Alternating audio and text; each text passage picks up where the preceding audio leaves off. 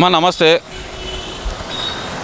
గత 2 రోజులుగా జరుగుతున్న వివాదం అసలు ఎలా చూడాలంటారు ఈ సాక్షి డిబేట్లో చేసిన వ్యాఖ్యానాలని? అండి, ఒకటి సాక్షికి ఒక విలువ లేనిది పత్రిక ఎవరు చూడరు. వాళ్ళు సొంత డప్పు కొట్టుకోవాల్సిందే కానీ ఎవరు కాకపోతే ఖండించాలి. ఎందుకంటే రైతులను పట్టుకొని ఆ మాటలు అన్నారు వాళ్ళు.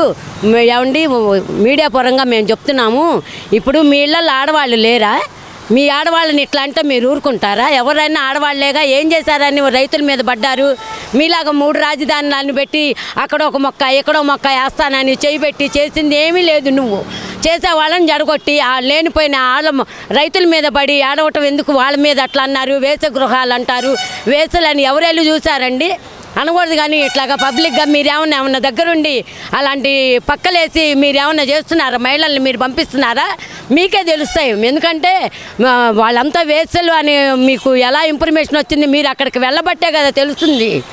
తప్పండి, అలాంటి మాటలు అనకూడదు. ఎందుకో తెలుసా? మీ ఇళ్లలో ఆడవాళ్ళు ఉన్నారు అమ్మ, అనకూడదు. కానీ మీరు కూడా మీ ఇళ్లలో మీ భర్తలు ఇలా మాట్లాడుతుంటే మరి మీరు ఎలా ఊరుకుంటున్నారో ఒకసారి వాళ్ళని నోటి బయట ఇలా వాక్కుండా మీరు కట్టదిట్టాల్లో పెట్టండి. మీకు తల్లులు, చెల్లెళ్ళు, అమ్మలు, కూతుళ్ళు ఉన్నారు.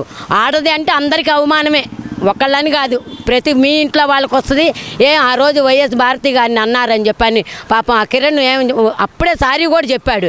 అబ్బాయిని వదిలిపెట్టారా? 24 గంటల్లో తీసుకెళ్ళి ముసుకేసి మరీ అరెస్ట్ చేశారు. ఏం చేశాడని? ఇప్పుడు ఎందుకని చర్యలు తీసుకోవాలి బాబు గారిని మేము కోరుకుంటున్నాం. ఎందుకంటే ఇప్పుడు వాళ్ళనే అంటారండి, రేపొద్దున మహిళలు బయటికి రావాలంటే భయం పుడుతుంది. ఎందుకంటే మేము పార్టీలో తిరుగుతున్నాం, మమ్మల్ని కూడా అంటారుగా. అంటే ఇక్కడ ఒక విషయం అమ్మా, ఎందుకని వీళ్ళ తీరు ఎందుకని మారలేదు అంటారు? అసలు వాళ్ళ తీరు మారదు. ఎందుకంటే వాళ్ళంతా కరెక్ట్ మనుషులు కాదు. అందుకే భగవంతుడు వాళ్ళకి 11 సీట్లు ఇచ్చినా కూడా ఇంకా వాళ్ళకి బుద్ధి రావట్లేదు. జగన్మోహన్ రెడ్డి గారు ఏం చేస్తున్నాడు? ఇట్లాంటి మాటలు అంటుంటే ఆయనే ఎంకరేజ్ చేసి పంపిస్తున్నాడు వీళ్ళందరినీ నాయకుల్ని. మేము అనుకోవాలి ఇంకా మీ భారతి గారిని అన్నప్పుడు మేము తీసుకున్నాం నిమిషాల మీద. మా బాబు గారు వచ్చి చర్య తీసుకున్నారు. ఈరోజు ఆ డిబేట్లో వేసగృహాలు వేసలు వేస్తున్నారంటే నువ్వెందుకని నువ్వు చర్య తీసుకోలేకపోతున్నావు? ఇంకా చూడు, జీరోకి దిగిపోతావు. మేము చెప్తున్నాము, ఏదో అనుకుంటున్నావు నువ్వు. మహిళలకు కనుక బాగా ఈరోజు ఎంత ఆగ్రహంగా ఉన్నారో, దొరికారంటే కనుక వాళ్ళని కొమ్మినేని శ్రీనివాస్ అన్న అతను, ఈ రామకృష్ణ అన్న అతన్ని ఎక్కడున్నారో మహిళలందరం వచ్చి చెప్పు తీసుకొని కొడతాం. నిజం చెప్తున్నాం, చాలా బాధగా ఉంది. మహిళలు మాకే ఇంత బాధ ఉంది. వాళ్ళు ఏం చేశారని వాళ్ళు పాపం వాళ్ళ చావును వాళ్ళు పడి, వాళ్ళ తిప్పలు వాళ్ళు పడి ఎంత కష్టాల్లో ఎండల్లో ఉంటే అప్పుడు కూడా లాగి చీరలు లాగి అప్పుడు దౌర్జన్యం. అప్పుడు పోనీ ఏమన్నా పలకరించాడా? కష్టాల్లో ఉన్నప్పుడు లేదు. ఏదో ఒకటి బాబు గారు వెళ్ళి పలకరిస్తేనేమో ఏదో ఒకటి మాట్లాడటం ఏంటి? ఇవన్నీ అసలు అసహ్యంగా. మన భువనమ్మని కానీ ఆవిడని కూడా అలాగే మాట్లాడారు. భువనేశ్వరి గారిని కూడా అట్లాగే మాట్లాడారు. ఇవన్నీ చూసేగా మీకు 11 సీట్లు కూడా ఇచ్చింది. 11లో కూడా ఎవరు ఉంటారో లేదు. నాకైతే డౌటే, ఒక జగన్మోహన్ రెడ్డి గారు తప్ప ఎవరు ఉండం. మేము మర్యాదగా అండి గిండి అని అంటున్నాము. ఇంకా కనుక మా మహిళలకు కనుక కోపం వచ్చిందంటే ఇప్పుడు వాళ్ళు ఎక్కడున్నారో కనుక్కొని వెళ్ళి మేము గొడవ చేసేది అండి, వదిలిపెట్టాం. సాయంత్రం లోపు అరెస్టు చేసి తీరాలి. ఇంకోటి ఏంటి, వాళ్ళకు కూడా ఈ ముసుగులేసి తీసుకురావాలి. ఏం చేశారని ఆ కిరణ్ని తీసుకెళ్ళి ముసుగులేసి లోపల 24 గంటలు కాకముందే పెట్టారు కదా. ఇప్పుడు వీళ్ళని కూడా ఇంత మాటలని వేసలు గీసలు అన్న రైతుల్ని వీళ్ళని ఎందుకు మీరు అరెస్ట్ చేయట్లేదు?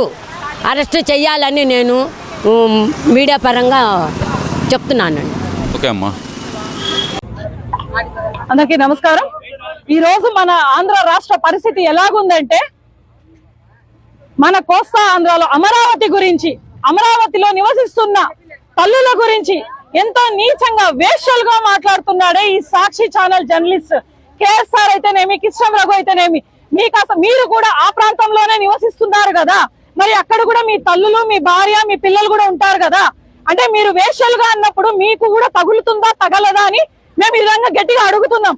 ఎందుకంటే సంవత్సరానికి 3 పంటలు తీసే రాజధాని ప్రజలు, అక్కడ ఉన్న ఎంతో మంది అలాంటి వారు స్వచ్ఛందంగా అమరావతి కోసం రాజధాని నిర్మాణం కోసం తమ భూములను కూడా లెక్క చేయకుండా అందజేసిన ఘనత ఆ తల్లులది. ఎంతో సంవత్సరం వరకు పోరాటాలు చేసిన ఘనత ఆ తల్లులది. అలాంటి తల్లుల గురించి వేశ్యలని మాట్లాడుతున్నారే, మీరు అసలు మనుషులా మేమని అడుగుతున్నాం. ఎక్కడైతే మహిళల్ని పూజిస్తారో అక్కడ దేవతలు నివాసం ఉంటారంటారు. అలాంటి సిచ్యువేషన్ లో 5 కోట్ల ప్రజలు మీ ప్రభుత్వానికి. అందులోనూ కోస్తాంధ్రలో ఉండే అమరావతి రైతులు మహిళల గురించి ఇంత కించపరుస్తూ ఇంత దిగజారుతనంతో మాట్లాడుతున్నారే. మీకు అసలు మనస్సాక్షి అనేది ఉందా?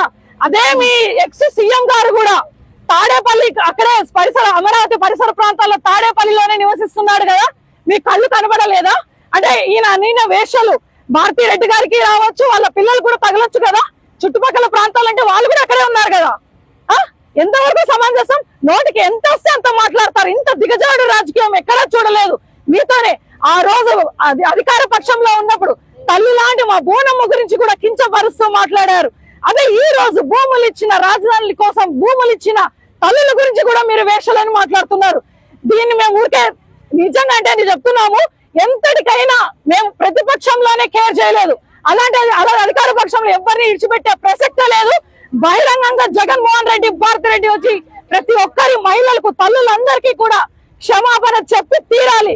లేనిచో జరిగే పరిణామాల గురించి మేము చెప్పము, ఒక సాటి మహిళలుగా చేసి చూపిస్తాం మేము ఖచ్చితంగా. ప్రతి ఒక్కరు గుర్తించుకోండి ఈ విషయాన్ని. ఆ రఘు ఎవడు వాడు? ఒక జర్నలిస్ట్ అంటే ప్రతి ఒక్కరికి ఎంతో అభిమానం ఉంటది. ఆ సాక్షి అనే ఒక పనికి మాలిన పత్రికలో మహిళల గురించి కించపరుస్తూ మాట్లాడుతున్నారు. దీన్ని మేము తీవ్రంగా ఖండిస్తున్నాం. వదిలిపెట్టే ప్రసక్తే లేదు. యజమాని వచ్చి క్షమాపణ చెప్పాలి. లేదంటే ప్రతి ఒక్క ప్రాంతంలోనూ ఆంధ్ర రాష్ట్రంలో ప్రతి ఒక్క మహిళ కూడా దీన్ని ఊరికే వదిలిపెట్టే ప్రసక్తే లేదు. ముందు ఉంటది మీకు ముసళ్ళ పండుగ చేసి చూపిస్తామని మహిళా లోకం తరఫున తెలియజేస్తున్నాను.